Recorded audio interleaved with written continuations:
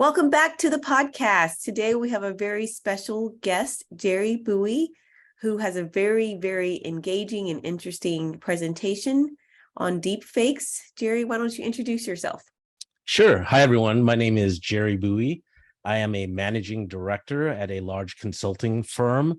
I'm a certified fraud examiner, and I'm also the expert advisor to Interpol on their metaverse forensics program. I'm an expert testifying witness, so I do consider myself lawyer adjacent. I never pursued it myself, but now I'm in court and working strategically alongside the law firm partners. Very cool. Now, I know I've spoken with you a few times, and I've actually gotten to sit in on this presentation, so I feel like I've got a sneak peek to it. I find it really interesting, and it, to me, relates a lot to family law and what we see in family law cases, because we often use pictures, text messages, emails, voice recordings, videos as part of our evidence. So I'll let you proceed with your presentation here. But we'll be able to make some connections on how this could impact the practice of family law, a family law case, and what goes on in court. So take it from here. Yeah, certainly. It's around evidence and how evidence can be falsified. I think some of the types of falsification that I see in typical family law cases are around text messages and how they could be altered, and they could be easily altered online. There's programs that allow you to do that. But with the latest era of falsified evidence, you can use artificial intelligence now. And you may have heard of this referred to as deep fakes. So if you use what's known as generative AI in order to quickly create multimedia fakes, right, where this is going a whole level above and beyond just faking text messages, just, things that are written, which you can still do with something called ChatGPT. We're talking about other generative AI tools like DALL-E, if you've heard of that, or Midjourney, that'll recreate or create images from scratch, and it's all generated from artificial intelligence. These tools comb the internet and create a whole training baseline around these images and these graphics, and then they put them into a large database. And when you prompt those tools to give you an image like my ex-spouse robbing a bank, you could generate an actual image of that. I suppose that's a screen grab from a camera, or you can even create video, full-blown video movements with the individual's face, features, demeanor to match that person if you have enough training footage of your ex-spouse or whoever else you want to represent in these deep fakes. And you could also replicate their voices. And I'll show demonstrations of all of this, and it can be quite frightening. And I've actually warned my own family, my kids, about deep fakes. So, if they hear mom and dad's voice telling them to go to a playground after school, and they don't use the keyword, so we've implemented a family code word so that they shouldn't trust their ears and eyes, even though it looks and sounds like mom and dad or some relative or some friend of the family.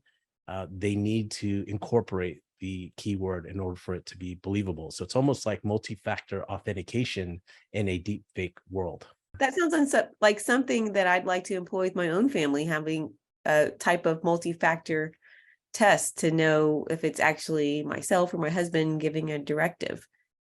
Yeah, I highly recommend it. That's what I've been recommending until the technology catches up to either authenticate this media, these voicemails, these video images, these FaceTime calls, in a way that it can be trusted. Because right now, with the technology that's out and readily available just to the public, anyone with bad intentions can use these creative tools in malicious ways. Yeah.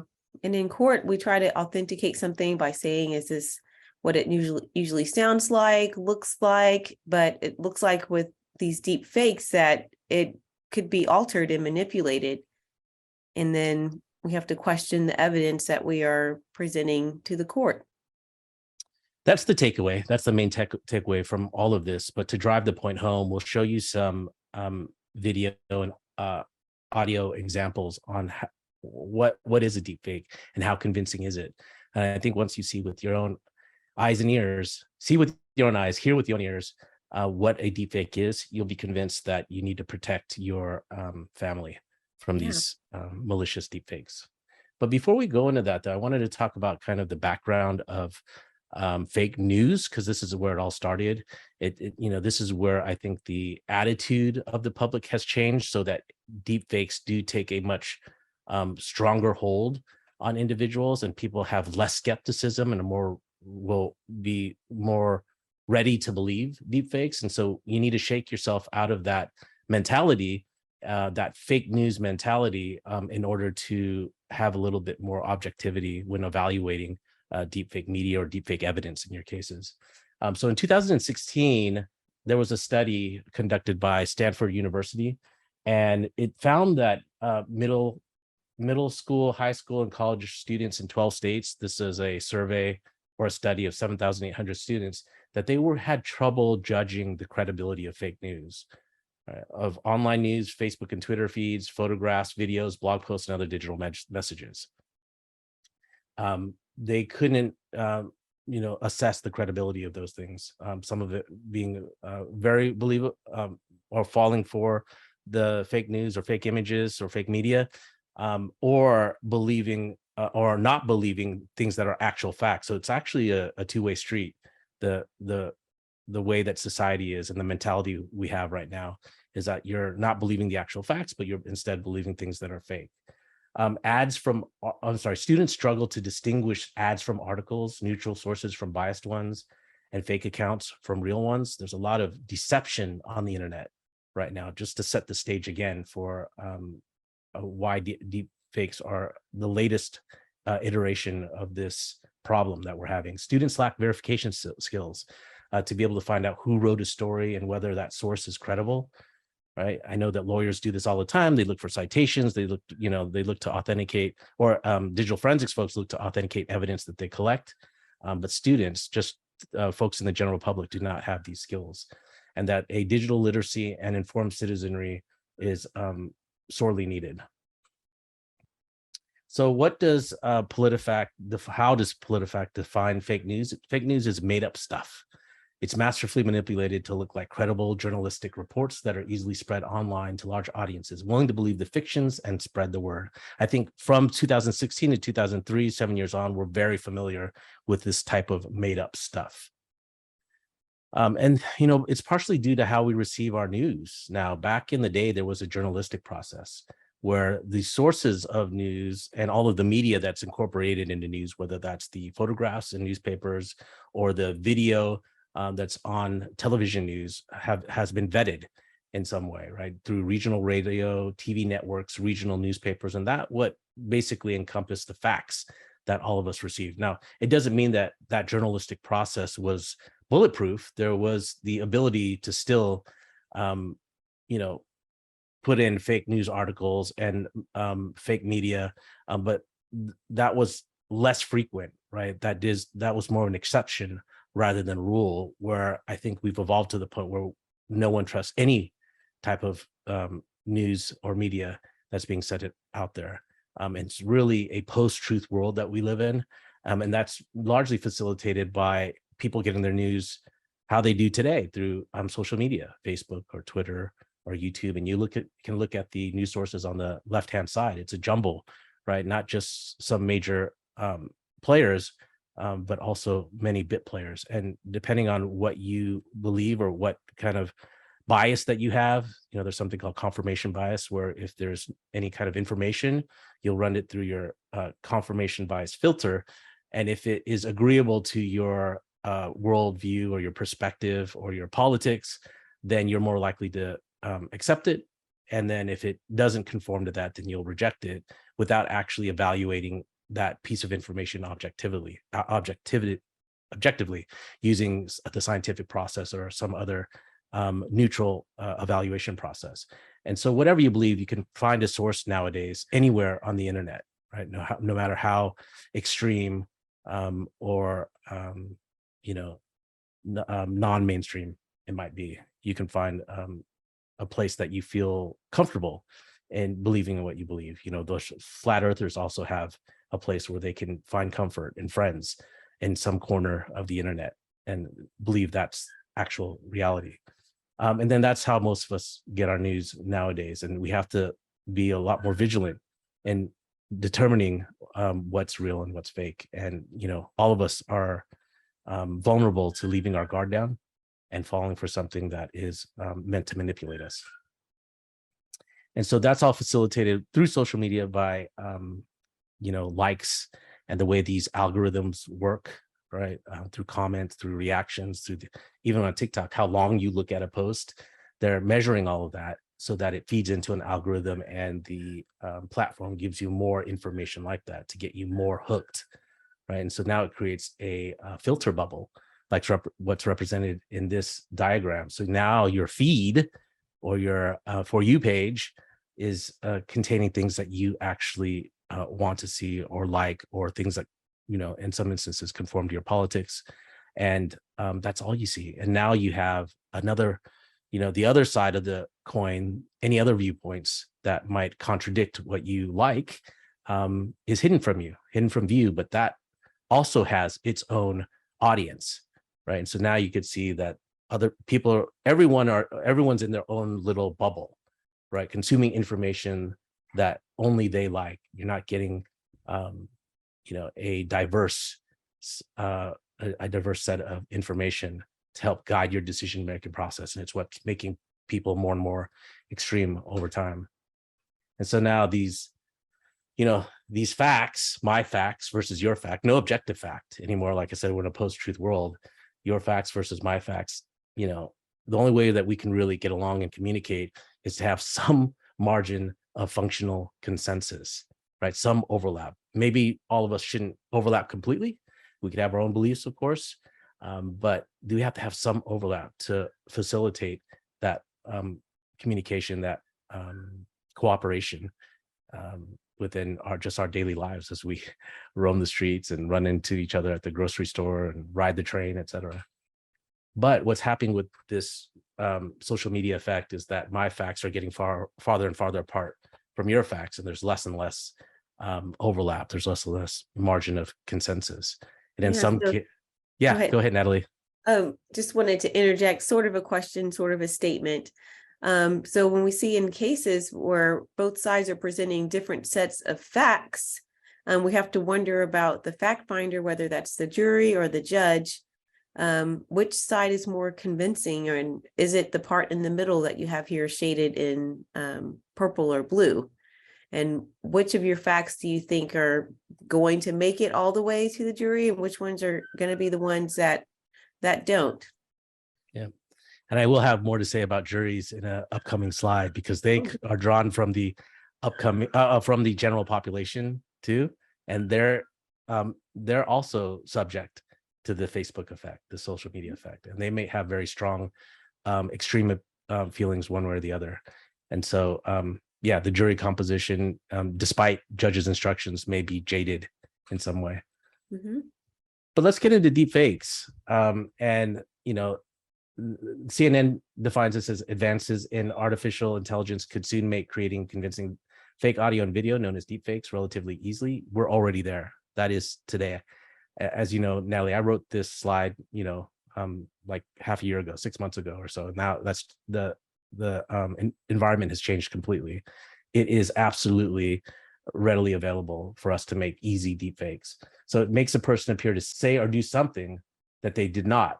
And it has the potential to take the war of disinformation to a whole new level.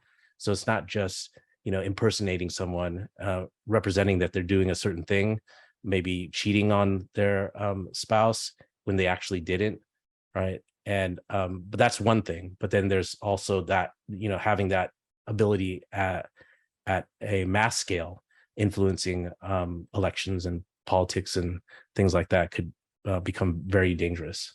Here's our first example, and you may have seen this. This has made the rounds on the internet a lot.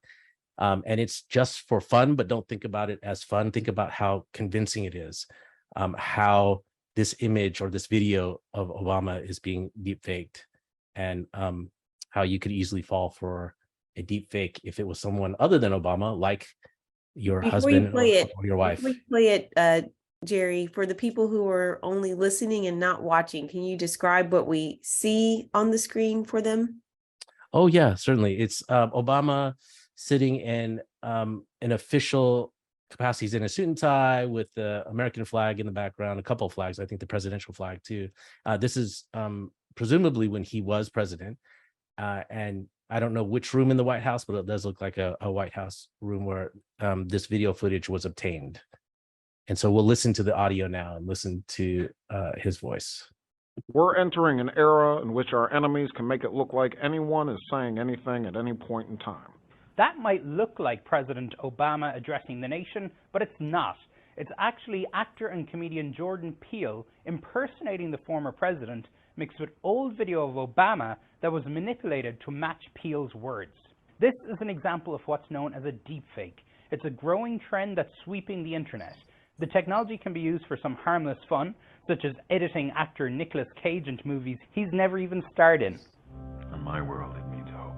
Well, here it's an S. Yes, this is actually a thing. The technology can even be used to make people with no rhythm look like they can dance. But deepfake technology also has a dark side. Both private citizens and celebrities have seen their faces put without their permission onto existing pornographic videos, posing a new challenge for privacy issues. Appearing to say or do something one never did can also have political ramifications. President Trump is a total and complete dip. Now, you see, I would never say these things, at least not in a public address, but someone else would. Someone like Jordan Peele. It's easy to imagine how this can begin to cause problems. And I'll stop that there. The video is a little bit jittery. It's a lot smoother in real time. It's just not coming across perfectly during this podcast, but I think it conveys the idea, right? And that is there's technology where you can do this real-time fake, and it's not just CGI like you see in the movies, but it's real-time fakes that can be done very convincingly. That's right. And how do they do that? How do they do these things real time? Just think about Snapchat. If you were ever a user of Snapchat, your children might be users of Snapchat. But they have these filters. Natalie, have you seen these filters? I actually use Snapchat, so yes. And what was the most popular filter back in the day? I think the puppy dog ears and the tongue coming out. Yeah, that was a fun one. But it's almost like a mask. It's an overlay, and it maps your, like you see in this slide, it maps key points on the face. So your eyebrows, your eyes, nose, mouth, etc. Just the location of your face, so that it could overlay that filter, that dog face. And so when you move around, it sticks with you, right? It has some stickiness to it. And when you open your mouth, it sees you open your mouth, and it's the tongue falls out. But that's how it's done. That's very early days Snapchat technology around face mapping and overlays, which you can overlay another person's face, right? So if it's a Jordan Peele scenario, and that clip when you saw George W. Bush and the actor that was manipulating his facial reactions, that's all done real time, and that's because they've mapped certain key points on the face between the training data that they have for George Bush or for Obama, right? It's all training data. They've already mapped that training data so that in any direction that face is pointing for the actor, it also immediately in real time puts that that overlay in the same direction, and then adjusts for lighting within the room too. It's pretty advanced.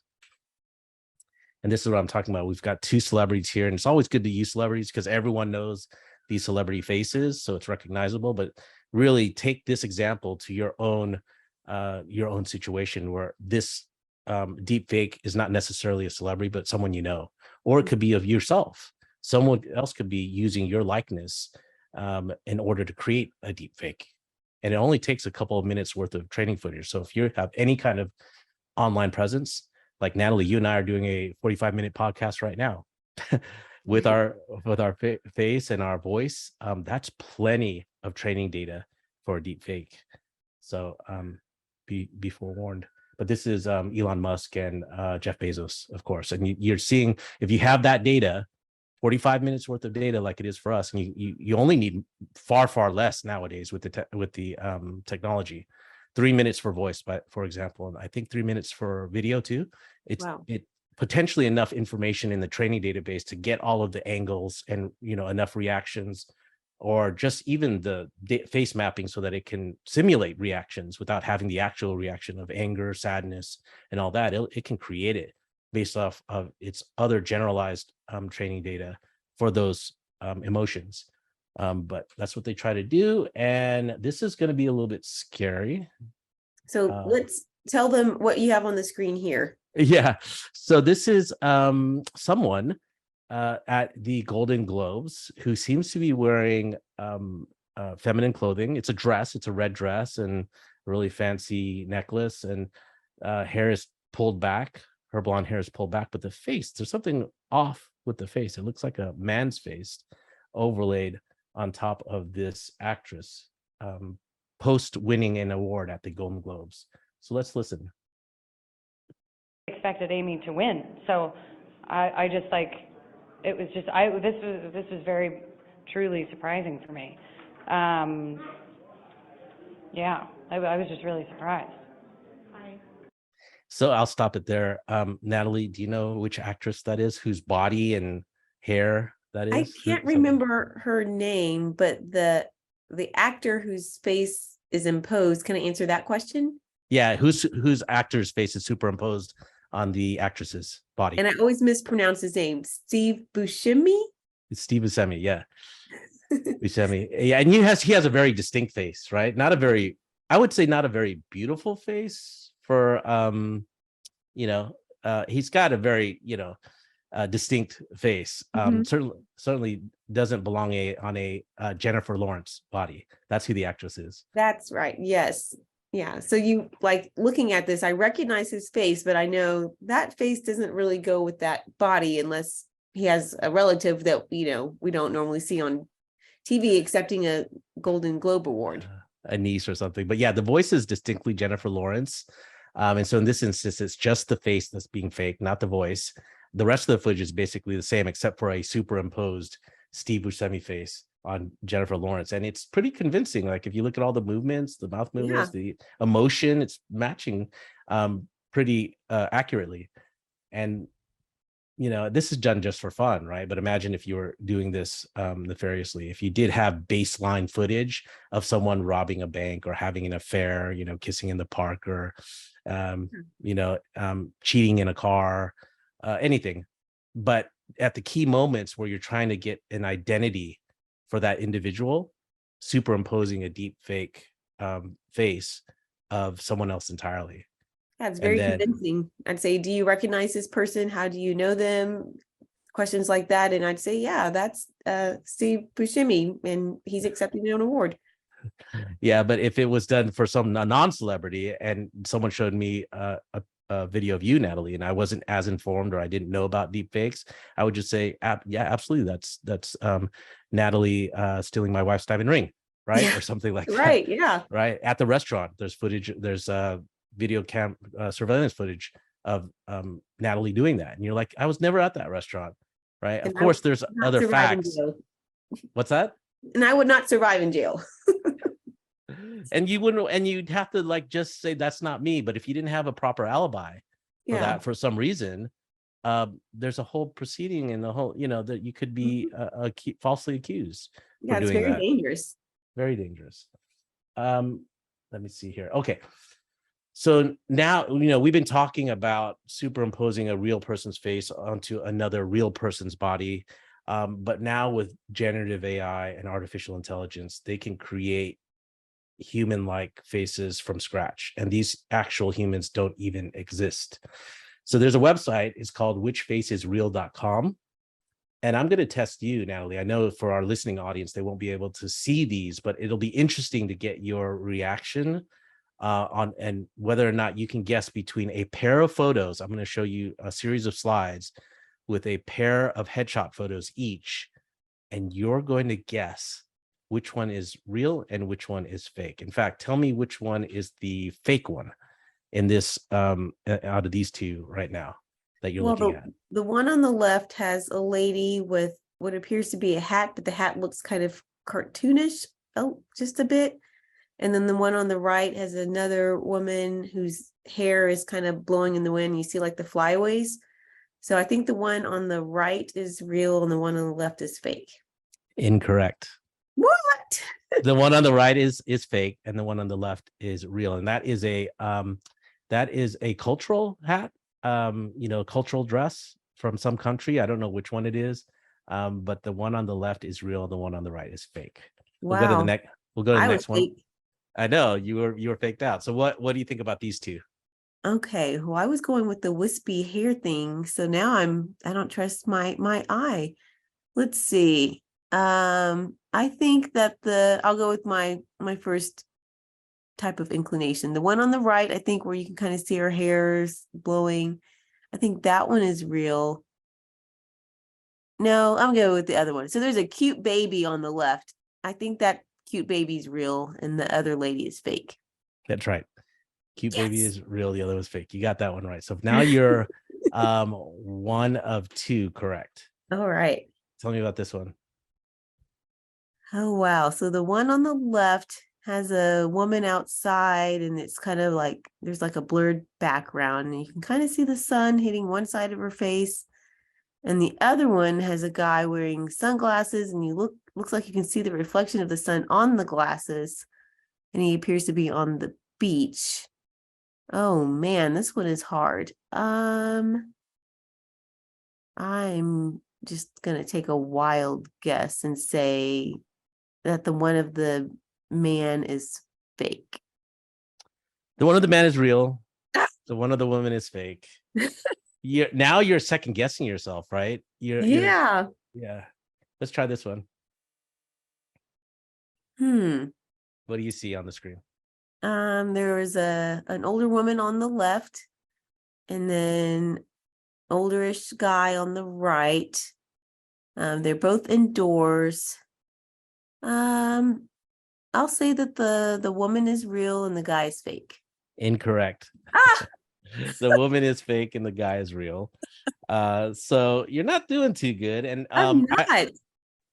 I wasn't doing too good either, to be honest with you. And it gets to the point you can go to this website and you can keep track of all your right and wrong answers for literally hundreds and hundreds and hundreds. I think they just some of those are even dynamically generated, but it always puts a real person on there, and it always puts a artificial intelligence or an AI created face, and really it becomes a coin toss or a throwing darts at the board. Now you really get to the point where you're just randomly guessing, because the last one that you got wrong creates some doubt, and you think you've got like the wispy hair thing or the blurred background or the reflection of the flash on the eyeglasses type of thing. You look for all these clues and you realize that AI is really good at replicating those clues that you think are believable. And this is the thing, artificial intelligence just keeps getting better and better. And it learns from it learns from your input. It learns from everyone's input and gets better at it. That's the scary thing. And I'll just flip through those. But now with its baseline of the entire history of the internet, all of that digital information has been wrapped into its training database. And it's learned what the nature of that content is. If you use tools like ChatGPT or Midjourney or DALL-E, it'll spontaneously create this media for you, or these writings for you with simple text input. And this slide you'll see demonstrates that pretty powerfully, because none of these images ever existed. These are completely original images created from the text prompt input. So when I put in, create me a portrait of a megalodon talking on the phone comic book style, that's what that far left image is. And it created it spontaneously, entirely original. That does not exist anywhere else on the internet. That is crazy. So let's describe what it is. There's a shark with like an old school telephone with the spiral cord, and then there's a guy holding that phone up to the megalodon's face. Right. And it's all colored, and it's it looks like it's a legitimate piece of art that someone drew. Right.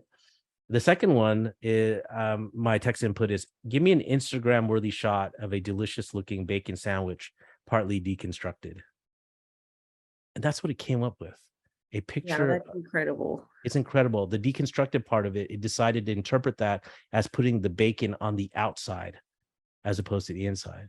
So it does look like a complete, like, um, I don't know, some sandwich. It's like a BLT. It's a BLT. That's what it is. Yeah, it looks like something you get at like a cool little diner or something. Yeah. But instead the bacon is on top. It's on top of the bread. Yeah, so that's cool how they interpret it, deconstruct it that way. That's really interesting. There's like, that's the artificial intelligence, right? And so, and look at the quality of it though. It looks like an actual photograph, right? That's Yeah, why you say hungry. Instagram worthy shot. The lighting is right, the textures are right, everything is right about this fake photograph. And then this is one, it's more fantastical. It's not as cartoonish as the Megalodon, but when I say, give me a photo of a cow who also happens to be a hip hop star creating a hit single in the studio, that's what it came up with. That's awesome. So How there's like amazing is that?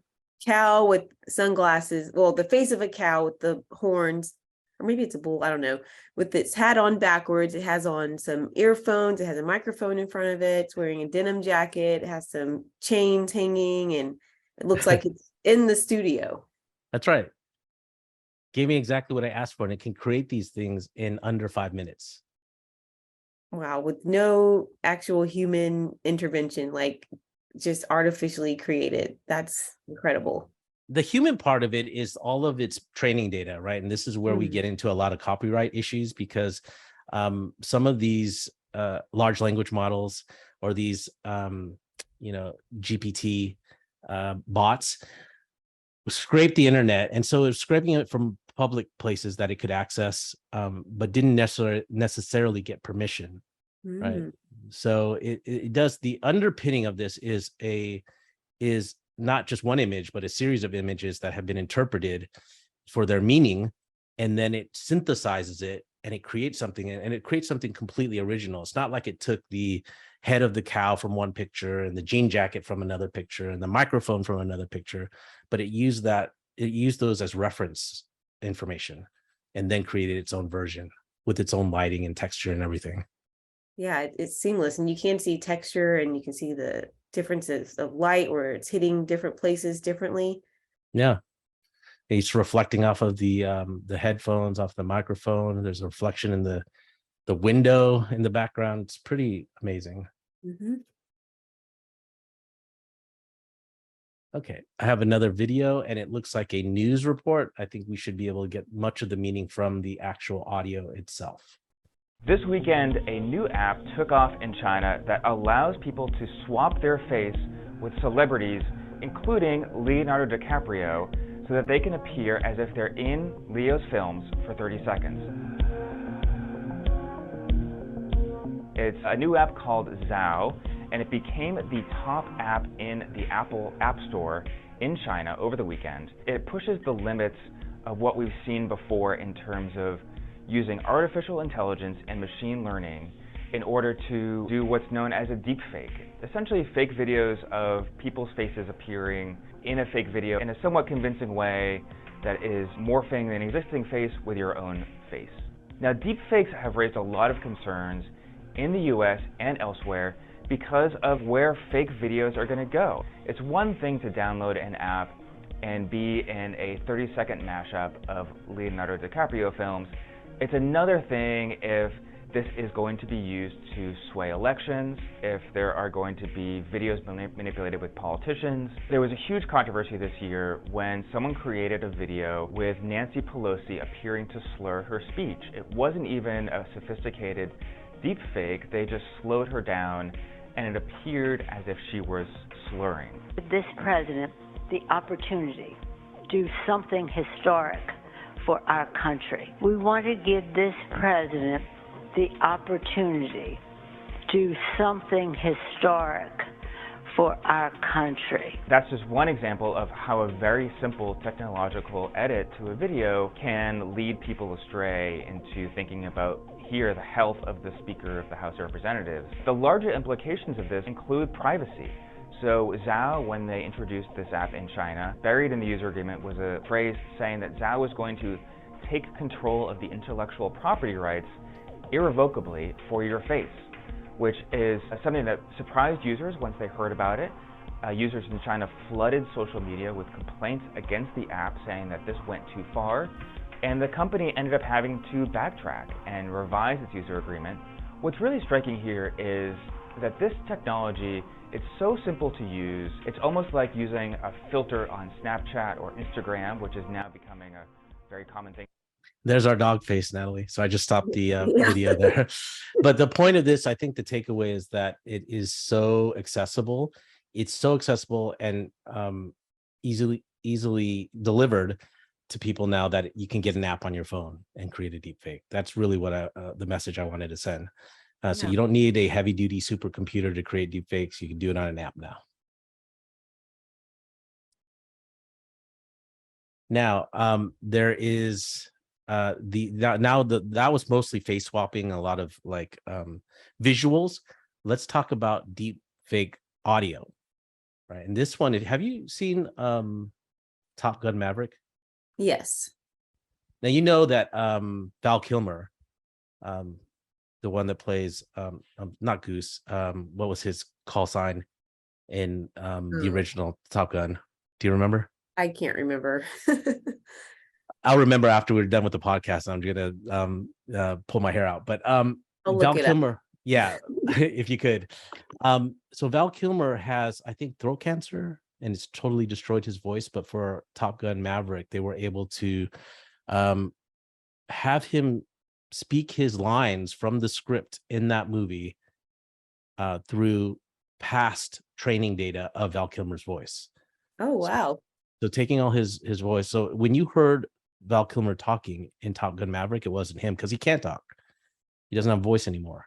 But there's a company that was able to take training data of his voice and replicate it so that you could do text prompts, essentially typing in his lines from the script and generating that synthetically. Wow, I didn't know that. And it's Iceman. Iceman. Let's listen. The video part of this is just text only, and I can read this. Old recordings were used to recreate Val's voice. All speech is computer generated. These aren't snippets from his audio. These are just synthetically created. We all have the capacity to be creative. We're all driven to share our deepest dreams and ideas with the world. When we think of the most talented, creative people, they speak to us in a unique way. A phrase we often hear is having a creative voice.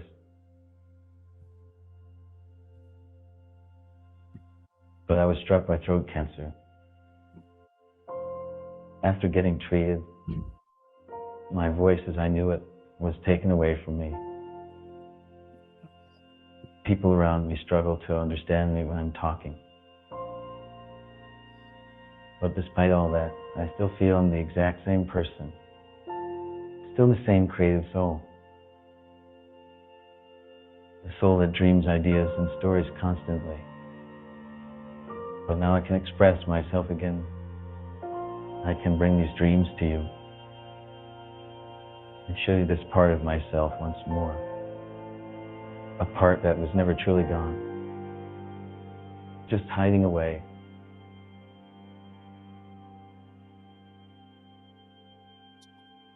So the company that did that voice generation is Sonantic, and I think they just got acquired for a huge sum of money recently.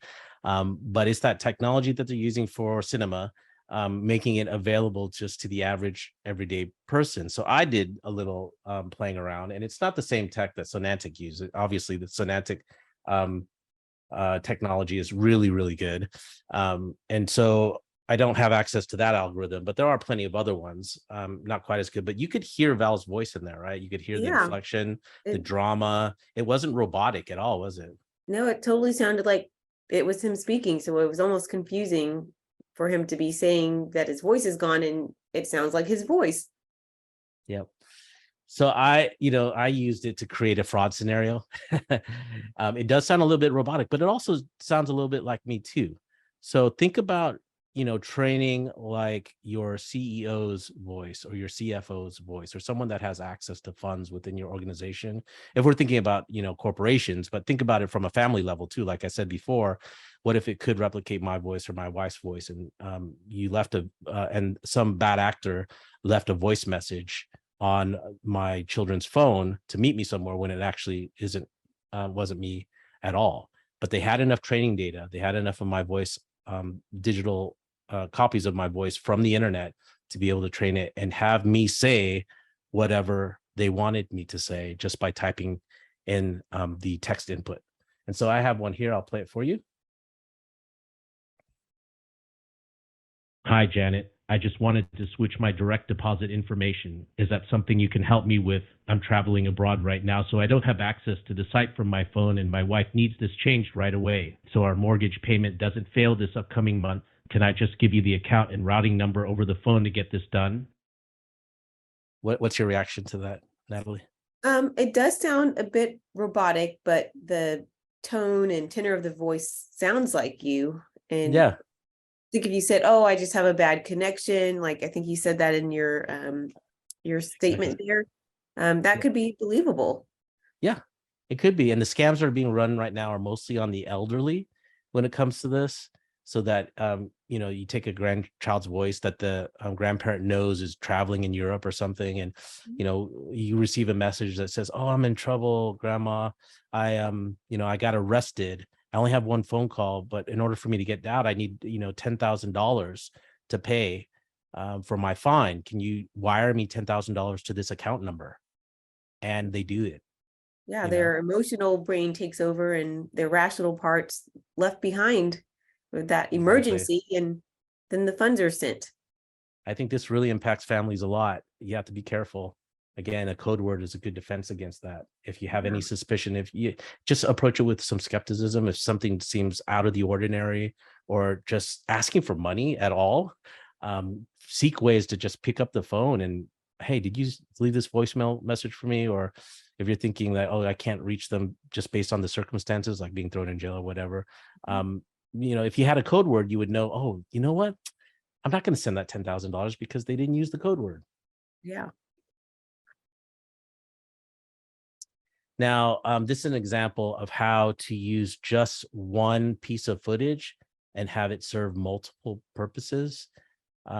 So now, like, Hollywood has a way to just film once and adapt it for different ratings. Like you'll see an R-rated version, a PG-rated version, and some dubbing in different foreign languages. But the AI knows to take that language, that speech interpretation or translation, and make the facial movements or the mouth movements in particular match what it's saying without any reshooting of the footage or any bad dubs. When I was a kid, I was watching martial arts movies. Have you seen those, Nelly? Yeah, I was thinking about that. Where the dubs are so bad. Look at what they can do now with artificial. Now we're stuck on this stupid tower in the middle of nowhere. And I don't blame you, and now we're stuck on this stupid freaking tower in the middle of freaking nowhere. And it's all my fault.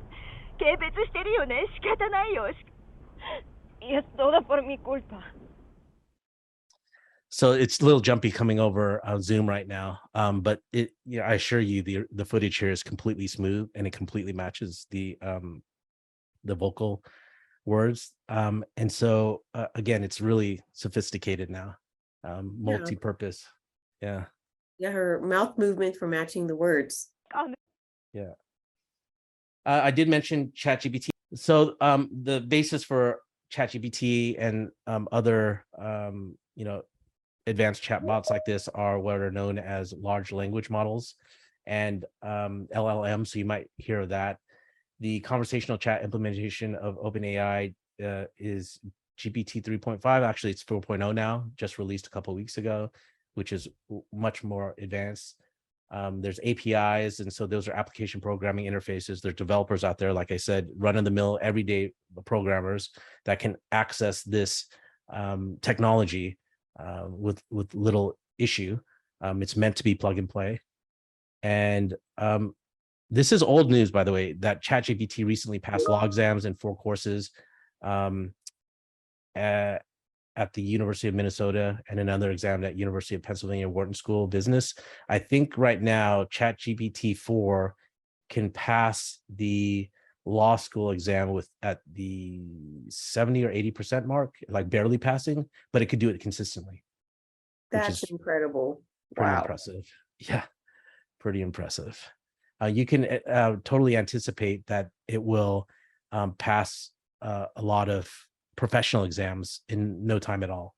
And if passing those exams is any measure of human intelligence, it's kind of reaching that point already. Yeah. So these applications or these bots, they can generate essays, stories, song lyrics. You can also create video, audio, music, designs, schematics, source code. It could write actual programming source code and other synthetic data. Pretty amazing. The apps abound. So there's within each of those categories, plenty of applications. This is the heyday for generative AI. There's some litigation cases on the docket too, and it's not cases around deepfakes, but there are challenges to the actual technology itself. I know there's a group of big tech executives and thought leaders who are saying we should be pausing on all of this AI because it's moving faster than we can control. And so there's a lot of fear around it right now.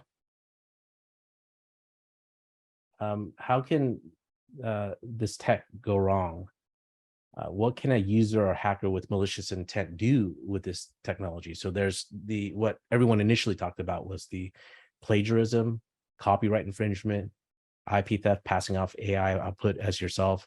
A lot of teachers are worried that students will be using ChatGPT to write their essays in part or in whole.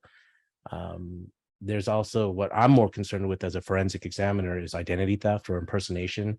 So passing off AI output as someone else. A lot about what we talked about in this podcast so far. Using it to bypass biometric security, voice authentication is obviously can be defeated now with the accurate replication of voice. Yeah. And it takes social engineering to a whole new convincing level. So if you're in a position like a receptionist or an accounting person that has access to payroll or anything like that, if you have the access to the crown jewels, keys to the kingdom, you can have someone from the outside, just like hackers do today. But now hackers have the tools to sound like your CFO or your CEO or someone within the company. And the emails you get are going to be written much, much better. Like part of the detection process for spam email is to look at poorly written, bad grammar, bad vocabulary, misspellings. Those are going to be a thing of the past because ChatGPT has perfect grammar and perfect spelling. And so all of those spam emails are going to look different. They're going to look more convincing. And certainly if you get video or audio or anything like that, it's going to look like someone you know, and you might not even question it. And you might change the, direct deposit bank information based on that employee requesting it. You could hear them on the phone and you recognize them. And so you'll make that change for them, right? So that's all social engineering. The fraudulent creation of corporate material, digital forgeries submitted as evidence in court proceeding. That's our main concern here. This is another one that I thought about. Cheating in Zoom court during witness interviews and expert testimony. So during the pandemic, I did a lot of virtual testimony in Zoom court. And they tell you, make sure you don't have anything on your screen, don't have your phone nearby, you have a clean desk. They might even ask you to take the webcam and show that you're in a clean area, no one else is in the room. But what they don't want you to do is look off to your screen and not into the camera, because that might be an indication that you're reading instant messages or prompts or looking at something that you wrote beforehand in preparation. It's no longer spontaneous, but now you're reading your answers from something. That is going to change, and I'll show you how. I think it's the next slide. Here, it is the next slide. So this is something called eye contact filtering. Check this out. I think after you watch this, we're all gonna want to actually have access to this technology. Check this out. At no point in this video am I actually looking at the camera. This is a brand new bit of technology called eye contact that's been developed by NVIDIA. So for our audio only audience, this is a split screen. On the left-hand side of the screen, you can see this speaker not looking into the camera lens. But on the right-hand side of the screen, his eyes are adjusted by artificial intelligence to focus on the camera lens. So it looks like they're paying attention. Wow. It's currently in beta, and it uses machine learning AI technology to make it look as if I'm looking straight down the lens, and I'm not. And this feels like magic. So it means that you can sit on a work Zoom meeting and you look really engaged and you look as if you're listening to whoever's speaking, but in actuality, you can just be sitting on your phone, you know, watching me live at twitch.tv/1030 if you'd like to. Because I'm live right now, if you want to come and see me play with this brand new technology. I'm now looking at the lens and I'm looking away from it and I'm looking back at it and I'm looking away for it.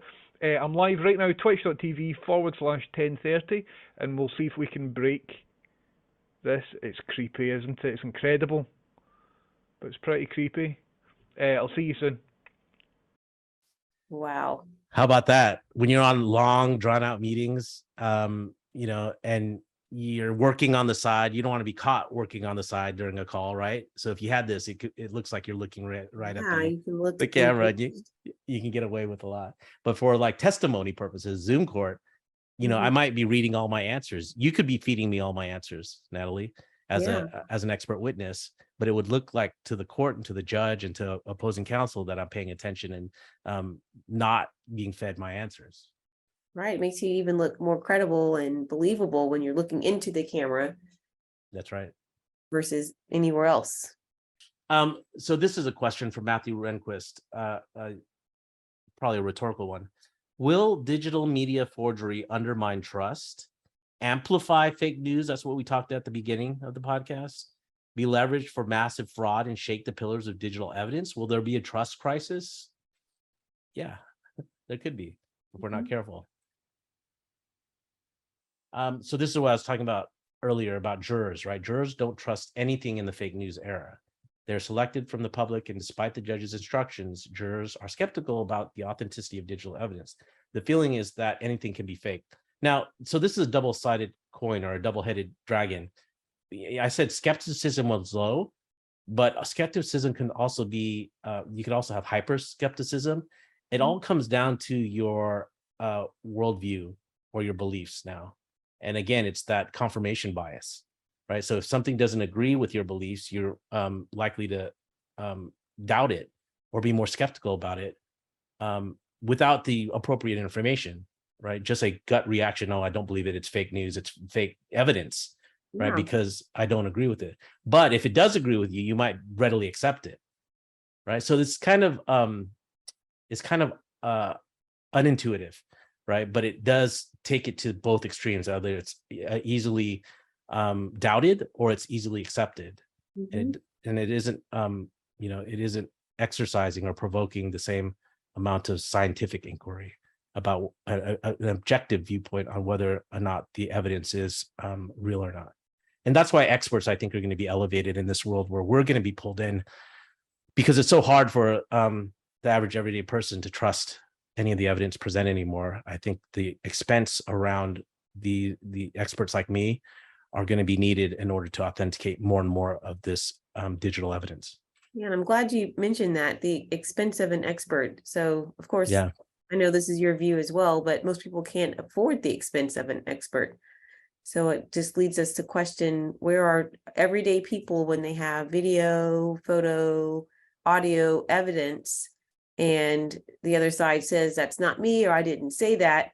How do we know whether it's authentic? We can even see, I consider myself like fairly intelligent, but I got like all but one right or wrong on the little test that I had. So how can we expect just a regular everyday person, because that's me, I'm a regular everyday person, to get it right? Exactly. And just to your point, video used to be the gold standard. Capturing a suspect clearly committing a crime on video used to be the end all be all. But because of deepfake tech Video evidence will need to be authenticated and corroborated by experts more often. Mhm.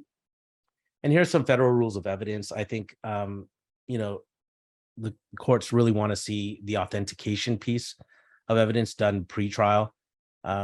So you can imagine, do you do that every time with an expert at that expense? Maybe it's less expensive than actually dragging an expert into court during a trial, in an adversarial situation, cross-examination, et cetera, to do the authentication.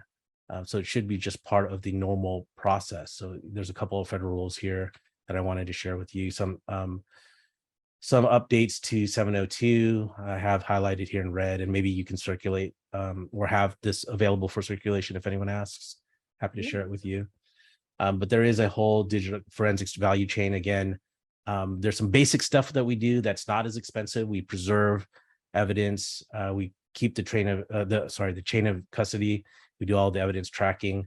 Those are basics, right? And those things should be done properly. But then there's going to be the higher value stuff that's more expensive, that might be needed more often now with all of this deepfake evidence working its way into the court system. So you'll need us to do more extraction and forensic analysis, and certainly reporting and expert testimony, right? Defending the methodology or the authenticity of our findings. Yeah. And there is a specialty area that's always been there around media forensics, but it's going to grow with deep fakes. And there's also the ability to take like the Chat GPT output and feed it back into other AI tools that will detect whether or not a narrative was created by Chat GPT. So it has the ability to do that. There's one from Stanford called Detect GPT. I think there's another one called Zero GPT, but it's all evaluating any text that you copy paste in there for the probability that it was created by a Chat GPT engine.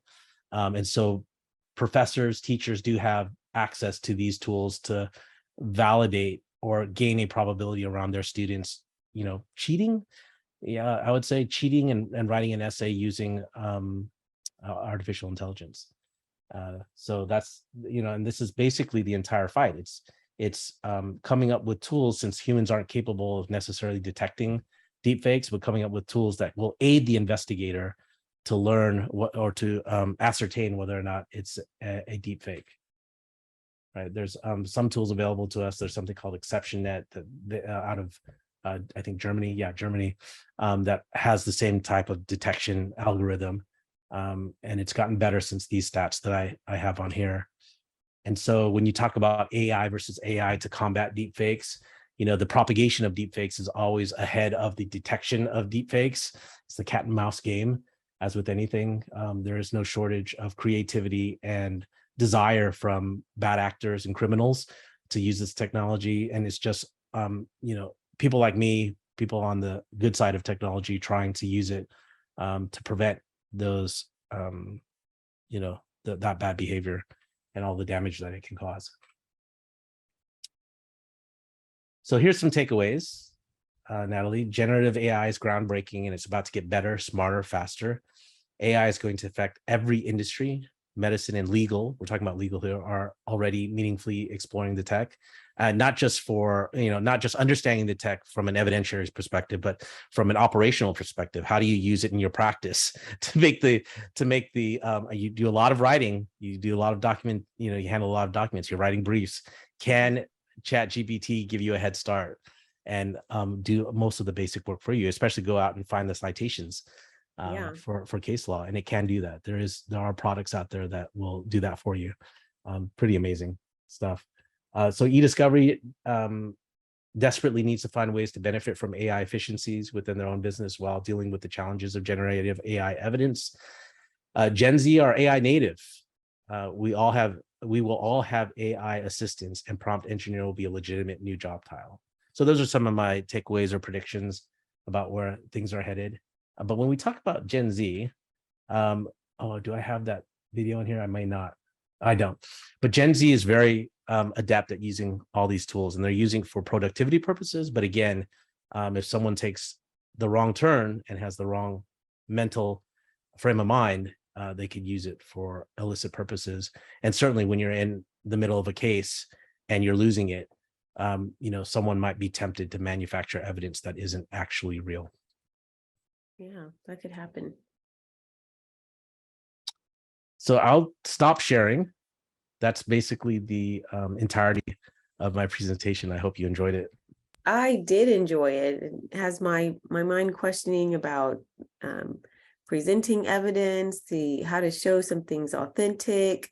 When someone can say, that's not me, or I never sent that, whether we should now question, like, well, did they do that? Does this other side have the capability or knowledge to do these things? I know you said it can be pretty simple, but those are questions that I think we now, as lawyers and in the legal community, should think a little bit more about. Yeah, it could be used, it could be used maliciously two ways, or two ends of the spectrum. One end of the spectrum is accusing someone by using a deep fake, but the other end is also having plausible deniability. It's what's called the liar's dividend. So if there is actual authentic evidence about you, you can claim that it's a deep fake, right? So it's both ends of the spectrum there. I like to call it the Shaggy defense, where Yeah. it wasn't me. Yeah. You're dead to rights. You got me on video. She even got me on video or got me on camera. It wasn't me, right? Yeah. That was so that's what I call the Shaggy defense. So that's what deep fakes can allow people to do, is get away with murder. Yeah, exactly. Well, thank you, Jerry, so much for sharing this very engaging presentation. Where can people find you? It's my pleasure. And I'm on LinkedIn, and I'm basically everywhere on social media. So counterintuitively, about having that training data available, I'm everywhere. But I try to take different kinds of safeguards because of that. But I'm mainly on LinkedIn. My name's Jerry Bui, spelled B-U-I. If you even put me into a Google search engine, I'm usually the top result. Awesome. Thank you again. Thank you again. I really enjoyed this. I'm probably going to re-listen to it and read your PowerPoint so I can see how this could impact my practice of law. Awesome. Thank you for having me on. Thank you.